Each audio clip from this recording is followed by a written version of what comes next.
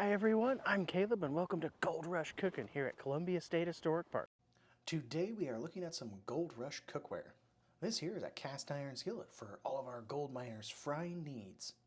Now much of the cookware during the Gold Rush would have been cast iron, and cast iron cookware was already common before the Gold Rush started, and it was designed to be hung over a hearth or even a campfire. The first cast iron relics have been dated back to the 5th century in China, and cast iron cookware seems to have showed up in Europe around the 1600s.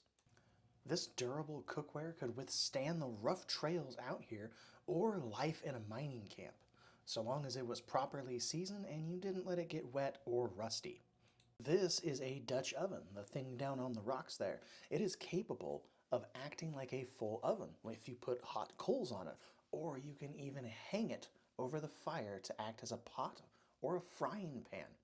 Columbia was originally a tent town, which means that most of our miners would have cooked their meals over a campfire, and likely with cast iron cookware. If taken care of properly, a cast iron piece can last you a lifetime.